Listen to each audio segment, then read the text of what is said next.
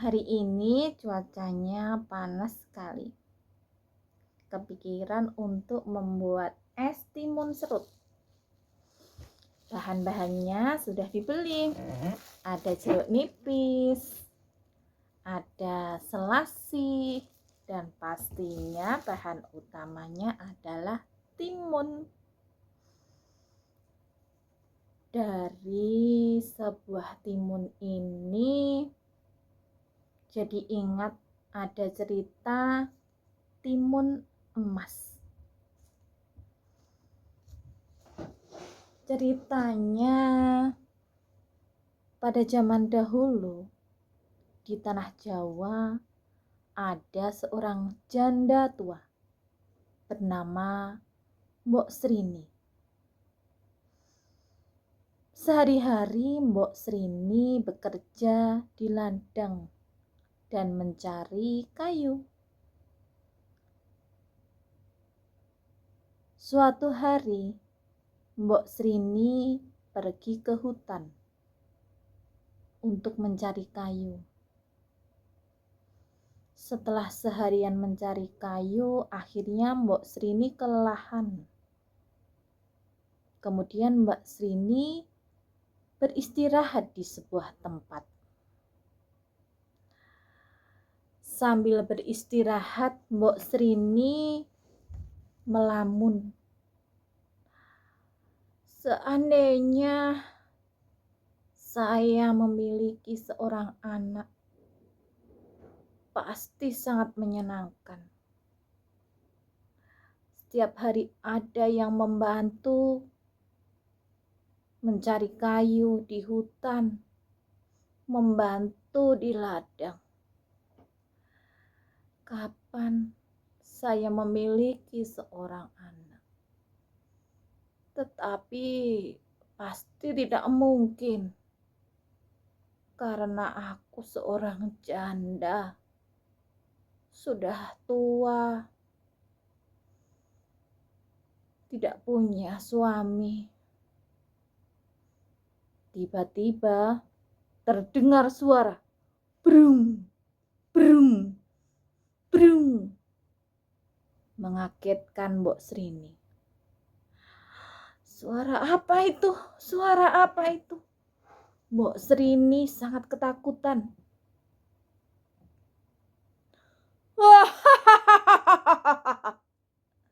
Hei perempuan tua, di mana anakmu? Siapa kamu? Siapa kamu? Saya Buto Ijo. Ampun, ampun Buto Ijo, ampun. Jangan makan saya. Untuk apa saya memakan kamu, perempuan tua? Sudah tua, peot, pasti dagingmu tidak enak. Lalu apa yang ingin kamu lakukan, Buto Ijo? Ampuni saya. Baiklah, saya ampuni kamu. Saya beri kamu sebuah biji mentimun. Tanamlah biji itu. Dari biji itu akan tumbuh buah timun dan akan lahir seorang anak. Setelah dewasa nanti, anak itu akan menjadi santapan paling lezat. Baik, baik, baik Buto Ijo. Pergilah. Dengan terbirit-birit, Mbok Srini lalu pergi dan membawa biji mentimun tersebut.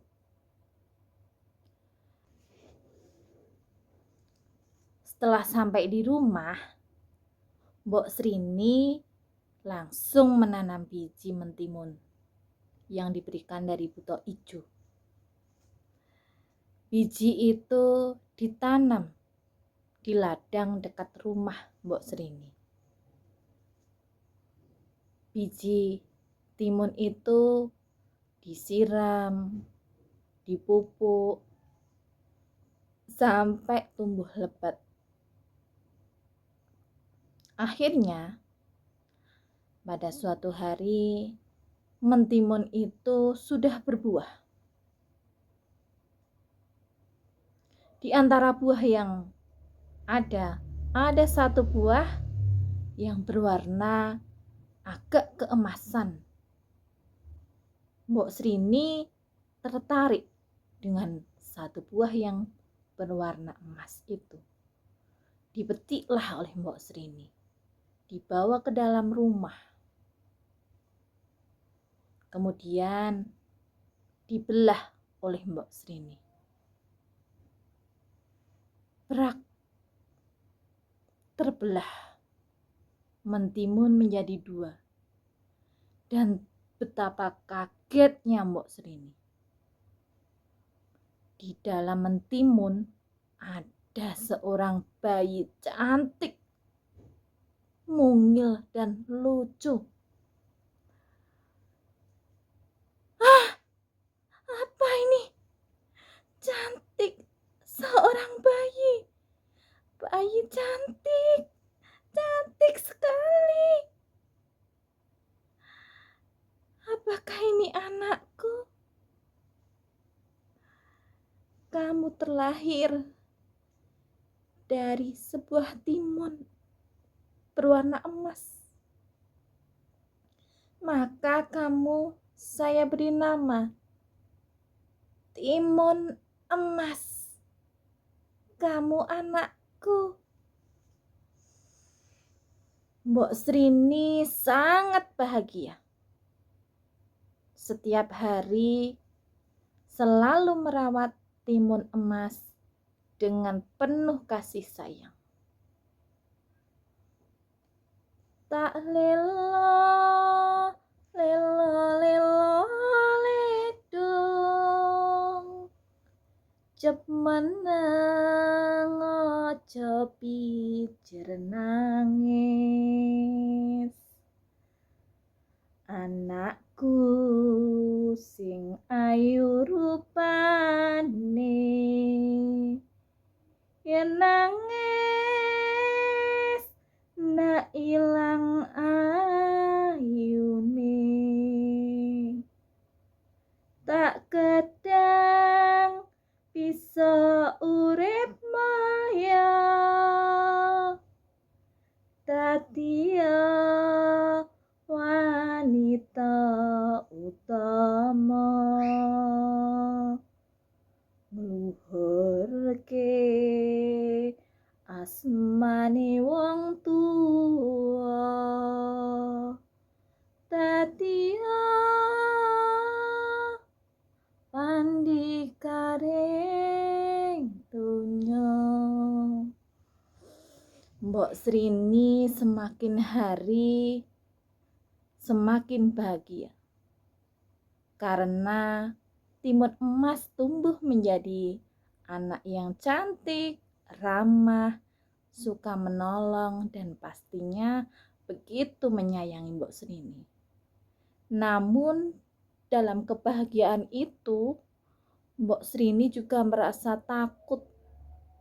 Mbok Srini merasa setiap hari diawasi oleh si buto ijo. Dan semakin timun emas tumbuh dewasa, maka semakin dekat dengan waktu untuk diambil si buto ijo sebagai santapannya. Karena Mbak Srini merasa gundah, akhirnya Mbok Srini memutuskan untuk meminta bantuan kepada seorang pertapa sakti. Mbok Srini pergi ke sebuah gunung menemui pertapa sakti. Setelah sampai di gunung, akhirnya Mbok Srini bertemu dengan pertapa sakti. Kemudian Mbok Srini menceritakan semuanya kepada pertapa sakti. Mbok Srini menceritakan kegundahannya kepada sang pertapa sakti. Dan pertapa sakti dengan senang hati membantu Mbok Srini. Saya mengerti kegundahanmu, Mbok. Baiklah, saya akan membantumu. Kuberi kau 4 kantong ini. Kantong pertama isinya adalah biji timun. Kantong kedua isinya adalah biji bambu. Kantong ketiga isinya garam. Dan kantong terakhir isinya terasi. Berikan kepada anakmu ke-4 kantong ini. Ketika dia dikejar oleh buta hijau, lemparkan 1 per 1 kantong ini. Mudah-mudahan kantong ini menyelamatkan anakmu dari raksasa buta hijau. Tak lama kemudian, Mbok Srini akhirnya pulang menemui anaknya, Timun Emas. Nak. Iya, Mbak. Kenapa Mbak begitu sedih? Kenapa Mbak terlihat sangat takut? Nak, saya ceritakan. Sebenarnya kamu bukanlah anak kandung Mbak. Namun Mbak begitu menyayangimu. Dulu kamu lahir dari sebuah timun yang diberikan oleh buta hijau. Timun emas. Maka ku beri kamu nama Timun Emas. Saya berjanji pada buta hijau untuk memberikanmu setelah kamu dewasa nanti untuk disantap buta hijau. Namun saya sangat tidak rela. Saya tidak rela melepaskanmu, Nak. Saya tidak rela kamu dimakan buta hijau. Mbak, saya tidak mau berpisah dengan si Mbak. Saya tidak mau dimakan buta hijau, Mbak. Saya nggak mau. Tenanglah, si Mbak sudah pergi mencari bantuan kepada seorang pertapa di sebuah gunung. Si Mbak diberi 4 kantong. Kantong pertama ini isinya biji timun. Jika disebar akan tumbuh timun yang sangat luas. Kantong kedua isinya biji bambu. Jika disebar akan jadi hutan bambu. Kantong ketiga isinya garam. Jika disebar akan jadi samudra yang sangat luas. Kantong terakhir terasi. Jika disebar akan jadi lumpur lahar yang sangat panas.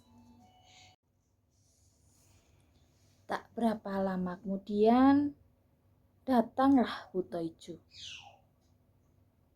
Mbok Srini dan Timun Emas sangat ketakutan. Brung, brung, brung, brung. Suara hentakan kaki Buto Ijo. Hai,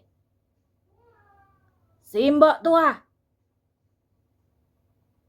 saya datang menagih janjimu. Di mana? Di mana anak yang kamu janjikan?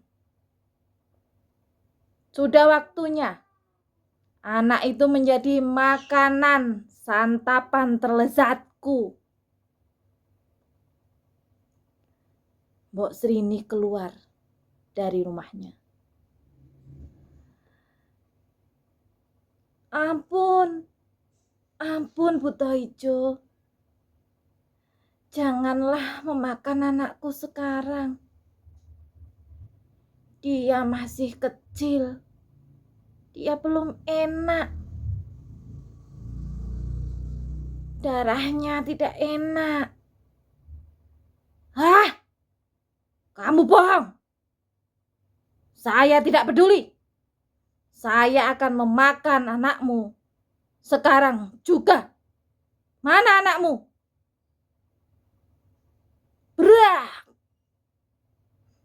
Rumah Mbok Srini seketika hancur, ditendang oleh si Buto Ijo.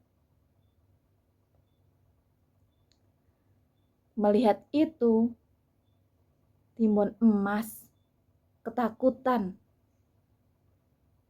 Akhirnya Mbok Srini menyuruh Timun Emas untuk lari. Lari sekencang-kencangnya. Cepat nak, cepat larilah. Larilah, selamatkan dirimu nak. Jangan pedulikan si Mbok. Lari. Tapi Mbak, tapi Mbak bagaimana Mbak? Larilah nak, lari. Kemudian Timun Emas akhirnya lari. Lari sekencang-kencangnya. Melihat simboknya dalam keadaan ketakutan, Timun Emas berusaha mengalihkan perhatian Buto Ijo. Hei, Buto Ijo, sini, kejar aku. Buto Ijo mengejarnya.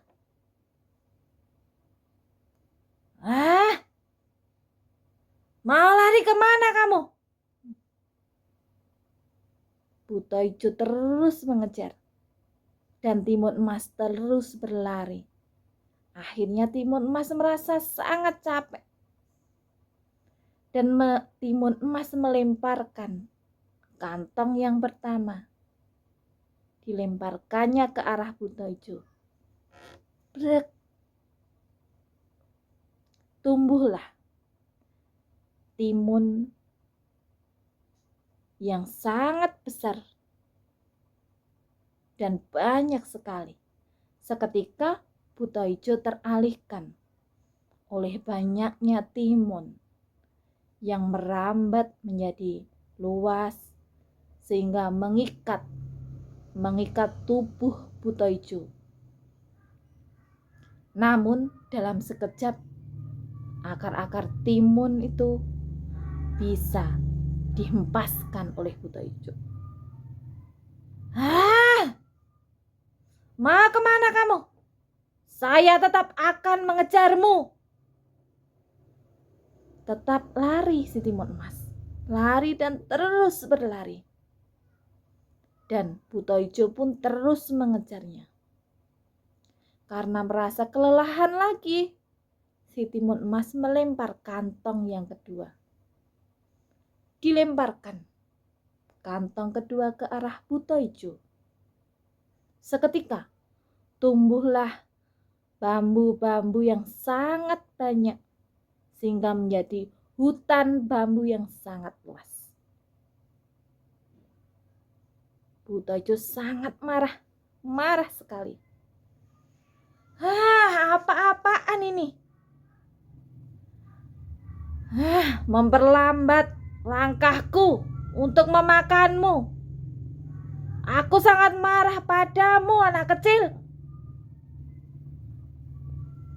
Dilemparkannya semua bambu dan Buto Ijo mengambilnya, kemudian melemparkannya ke arah Timun Emas. Timun Emas terengah-engah. Timun Emas merasa sangat takut. Akhirnya sampai di sebuah sungai kecil.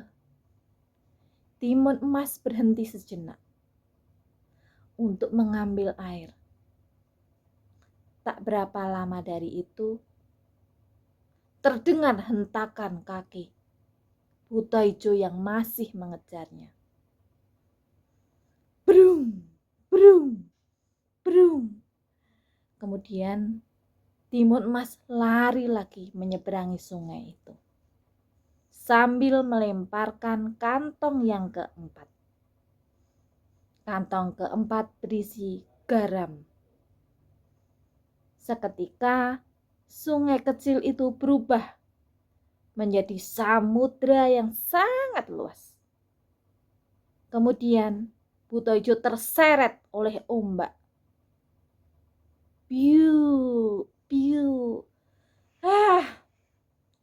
Apalagi ini? Benar-benar kurang ajar anak kecil itu.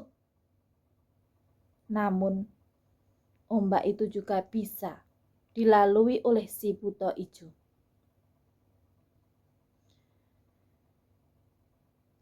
Timun Emas sudah sampai di sebuah bukit. Dia bingung harus lari kemana. Akhirnya Timun Emas menaiki bukit itu. Terus naik, dan terus naik. Sampai Timun Emas berada di paling puncak. Namun si Buto Ijo tetap mengejarnya. Buto Ijo pun juga menaiki bukit tersebut. Sampai berada di puncak, Timun Emas berhenti dan bingung harus lari kemana lagi. Aku sungguh takut.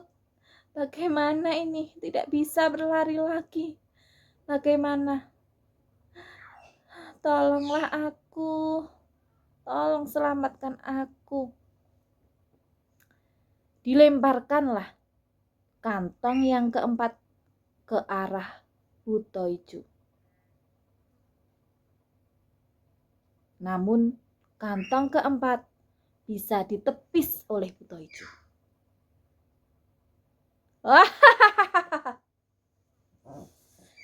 Kantong apa itu? Tidak berguna. Kamu tidak bisa menyelamatkan diri lagi. Kamu sudah di hadapanku sekarang. Tidak ada orang yang menolongmu di bukit ini. Kamu segera saya makan. Kamu akan menjadi santapan paling lezatku.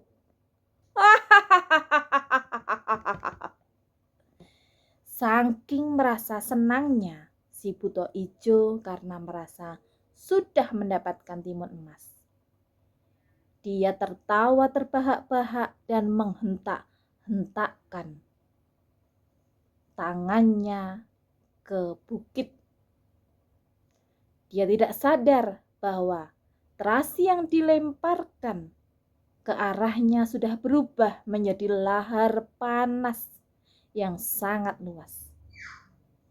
Karena menghentak-hentakkan kakinya ke bukit, akhirnya dia terjatuh, tergelincir. Bukitnya retak oleh hentakan tangannya yang begitu kuat.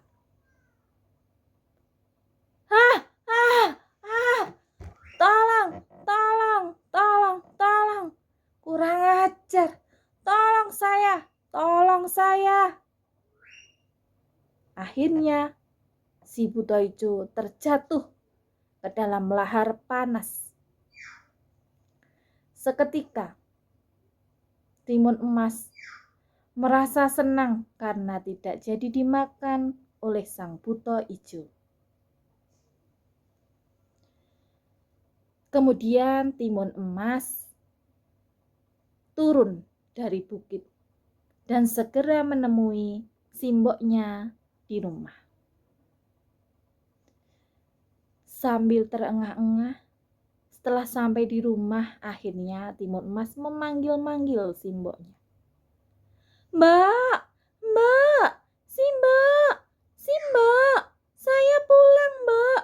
Saya selamat, Mbak. Saya tidak dimakan buto ijo. Simbok, saya bisa bertemu dengan Simbok lagi. Simbok, saya sangat senang, Mbak. Begitulah ceritanya. Akhirnya Simbok dan timun emas bisa hidup dengan tenang tanpa gangguan buto ijo lagi. Karena rumahnya sudah rusak, maka Simbok dan timun emas memutuskan untuk pergi. Hidup berdua meninggalkan desa itu. Itulah cerita timun emas dari tanah Jawa. Sebenarnya video ini dibuat untuk memenuhi tugas mata kuliah inovasi pendidikan. Sebelum ditutup, maka perkenalkanlah, saya Mariana Sri Lestari dari Prodi PGSD Non-Reguler Universitas Veteran Bangun Nusantara, Sukoharjo. Video ini diambil untuk memenuhi tugas mata kuliah inovasi pendidikan yang diampu oleh Ibu Maida. Demikian, terima kasih.